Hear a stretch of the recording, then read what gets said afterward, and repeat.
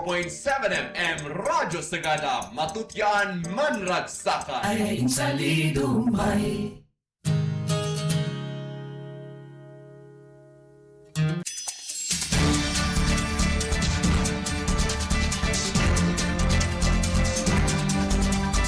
Damdamag Radyo Sagada.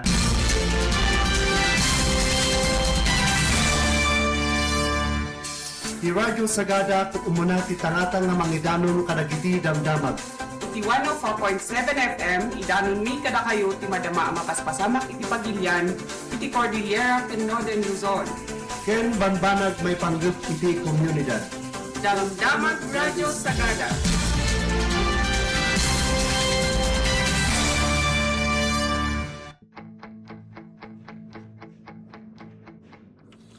Okay na yung nga daw kada kayo papagayama kan gagayam din manon iti si oras iti panakaibingan dagiti damdamag ita nga aldaw pasensya po iti panakaladaw dagiti panakaibingan dagiti damdamag taga po iti daddo mga dapay dagiti mai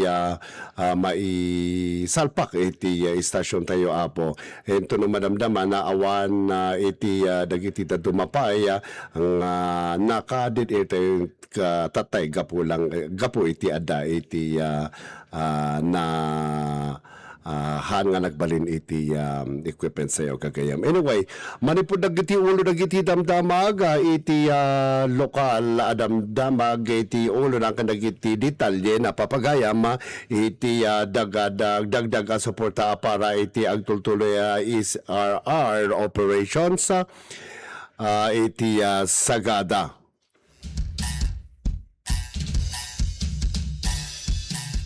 Iti detalye na ng iti food items kan personal protective equipment si PPE iti Provincial Government of Mountain Province kas dagdag a suporta iti agtultuloy a search, rescue and retrieval is RR operations iti Sagada.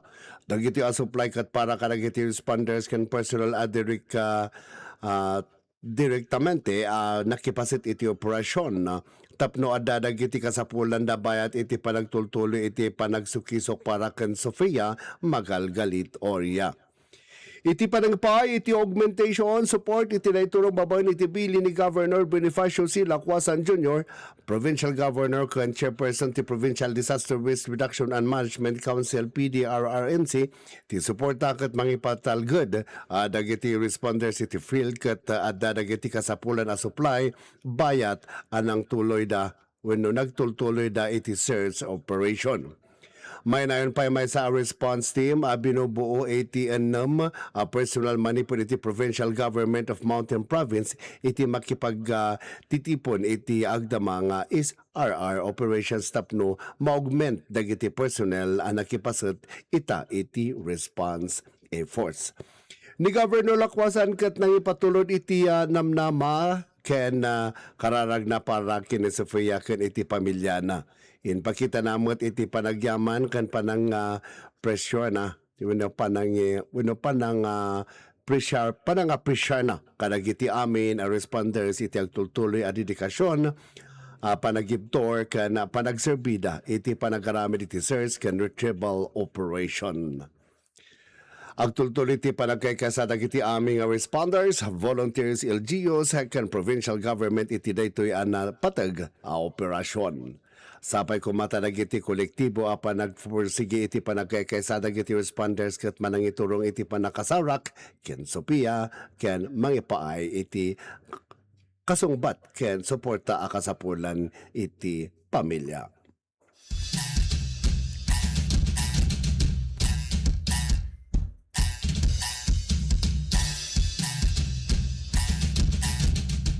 Iti dadaw mapaitatali ti damdamag kaken iti ulo talagi damdamag search and rescue operations missing person dagiti personal iti 3rd Money Over Platoon 2nd Mountain Province Provincial Mobile Force Company 2nd MPPMFC ket nangaramid iti search and rescue operations kalpasan iti report may papan iti panakaawan ti maysa 17 anyos a residente ti Barangay Dumang, Sagada Mountain Province. Dagos nga nagsukisok dagiti personal ken nakikoordinate iti Sagada Municipal Police Station MPS Sagada NPS, kadagiti kamang ti pamilya kan dagiti concerned community members tapno maala dagiti napateg nga impormasyon may papan iti pakasarakan iti ken dagiti last known whereabouts ti missing nga individual. Agkapakaas iti Philippine National Police PNP ti publiko nga agtulnog ken tumulong iti search operation. Anyaman nga impormasyon o rebasit laeng ket mabalin ang makatulong iti panakasrak iti missing nga individual ken iti natalged a panakaisubli iti pamilya na.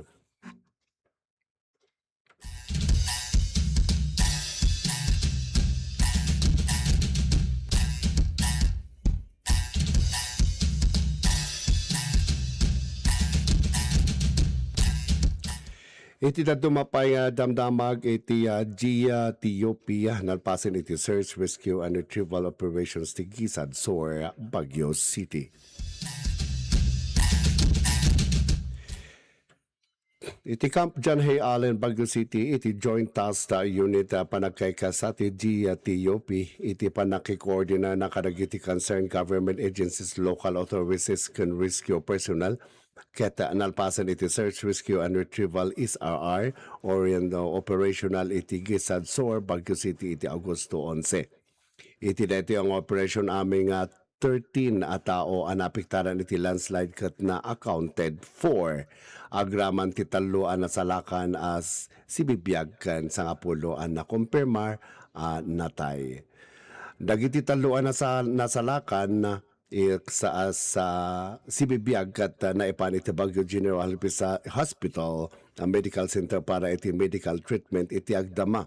May sa iti agtaltalin na ida naka-confine bayat adwa iti nakalabasan ken wino nakaruwaran ken nakasubli iti pagtaangan. Dagiti sa ngapulo fatalities kat nabaligi na retrieve manipod iti napiktaran ang lugar. Dagiti mao di adwa bangkay ket na recover iti alauna ket kalauna ken 13 minutos ken alas 2 ket 8 minutos iti bigat. Agpadpada iti Agosto 11 babawen iti panaka-recover dagitoy na ikompleto ti amin a retrieval operations. Ti GTUPA panagkaykaysa ken panang mangipatulod iti naon nagpaki kisimpatya kadagiti pamilya dagiti napukawan iti biagda gapo iti daytoy trahedya. Agtutuloy mat iti GTUP iti panang monitor iti agdama kondisyon iti panyempo ken iti panangipay iti tulong kadagiti komunidad napiktaran babaen iti napigsa koordinasyon kadagiti concerned government agencies ken local authorities. Panagkaykaysa panagtitinulong kan panangi pangpangro na iti kinatalgad ti komunidad. Dayto iti agtutuloy apanggap dagiti responders iti panawan ti kalamidad.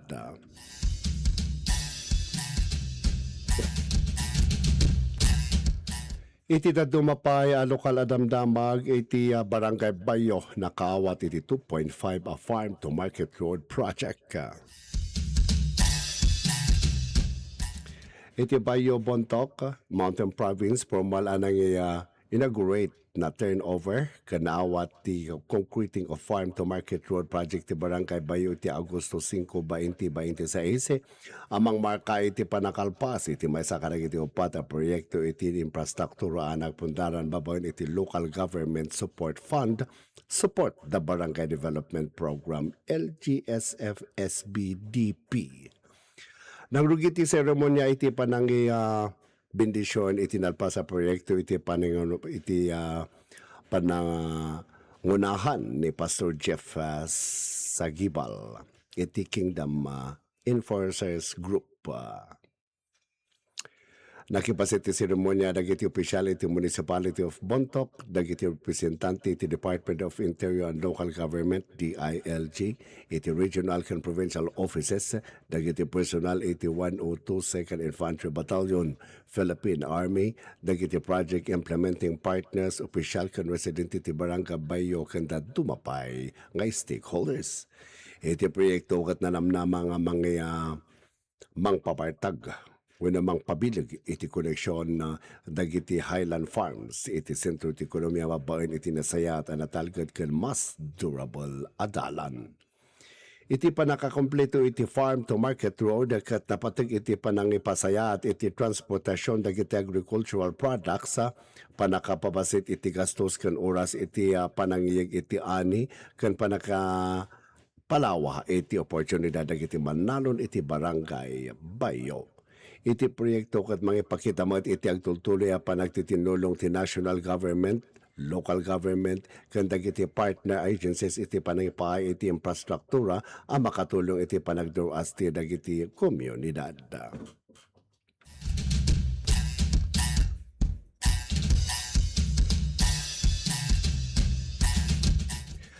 Mapantayo mo iti sports, iti Pride ti Cordillera, si Kia na Oglayon, iti Baguio, nangala iti gold ken silver iti South Korea.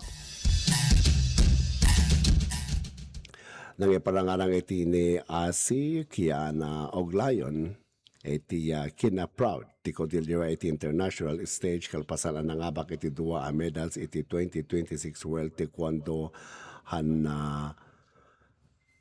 Hanmadang anay daulo iti Kokyeon headquarters iti South Korea manipod Agosto 1 aging ka Agosto 5, 2026. Nangabak ti agtutubo a Cordilleran athlete iti gold medal iti authorized Pomsai Group Junior third competition. Anang ipakita iti naingat a disiplina kinatalged iti teknika ken nasayaat a panakamo iti taekwondo. Nang nayon pa iti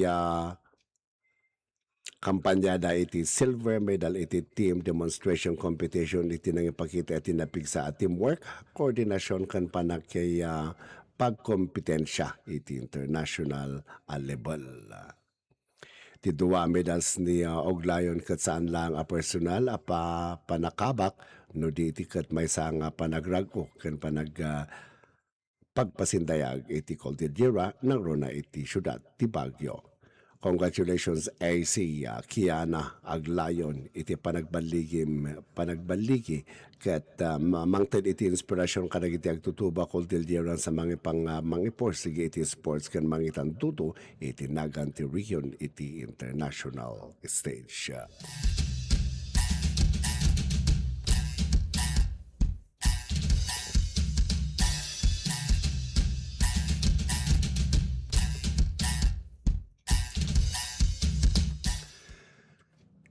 Iti na dumapay di talig di lokal adamdamag iti traditional nga ritual ti ayag di alangag. Sakbay nga nang i-deploy na iti search team narami traditional ritual ti ayag iti langag babaen kanag iti padeda elders iti barangay Dagdag kay barangay Hall. Ti ayag ket maysa nga traditional apamayan iti panangayab wenno panang ngi-invoke sa iti espiritu ti maysa amazing tao nagrona no nabayagan asaan a masarakan ken adda iti pamati a mabalin a natayon ken adda dagiti remains na iti bantay wenno karayan wenno cave. Siguro iti tradisyon ken kapadasan dagiti elders no nabayagan iti panakaawan iti maysa a tao ken saan a masarakan uray na palawa iti panagsukisok mabalin a maitong palti ayag.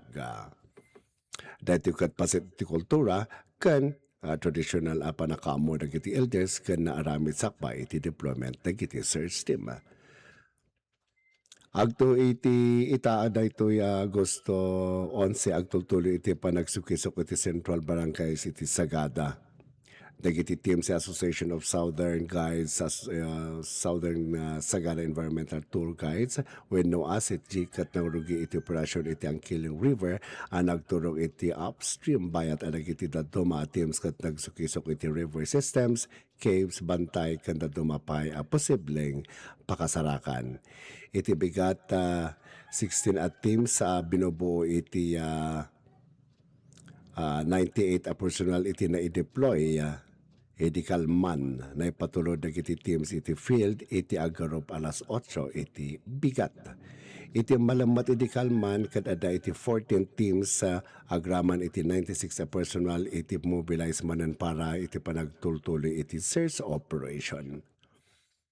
Oray no nalawak na unag iti panagsukisok dagiti responder saan pa anasarakan wenno na locate ni Sofia aging kaita pa naka isorata dayto yan nga update. Kalpasan iti operasyon itangal daw na arami ti emergency operations iti Kalman na arami ti emergency operations center wenno EOOC iti pre-planning para iti sumarano search operation para itatangal daw ma-activate dagiti asset di tour guide stop no mangidaulo iti ubwa ti Kangan River tracing amang sakop kadagiti river systems kan nakapaligid a lugar. Amin na response teams kat dagiti membro iti incident management team wenno IMT kat agtitipon iti iti pagtaangan ni Sofia para iti check and ritual operational briefing kan kalpasan na deployment. Tiya dito a search operation kat na sayang katbabawan iti panagtitinulong dagiti Municipality of Sagada, PDR RMO, Saga, Sega, ASITG, Setgo, Egay, Municipal Health Office Sagada serves, Radyo Sagada, dagiti barangay officials kat volunteers ti dagdag, Dumang Ambasing, Patay Kantakong, CORDOC, PMFC, PMFC Tukukan, PMFC Basao, Sagada MPS, BFP Sagada, BGMP Mountain Province, reservists, Steve Rogers, kanda kadagiti na dumapay nga ahensya, organisasyon, grupo, kan individuals amang iti suporta. Kadagiti aming responders, volunteers, community members, kan amin nga agtultulay nga amang iti tulong, informasyon na ken kararag agyaman kami iti tulong kada kayo at tulong ken panagkaykaysa. Kakailan agtultuloy iti panagsukisok agtalin na tayo kumaanag agkaykaysa nalaing amang monitor ken saan amang pukaw iti namnama ang masarakan to ni Sofia ken maisubli anatalged iti pamilya na.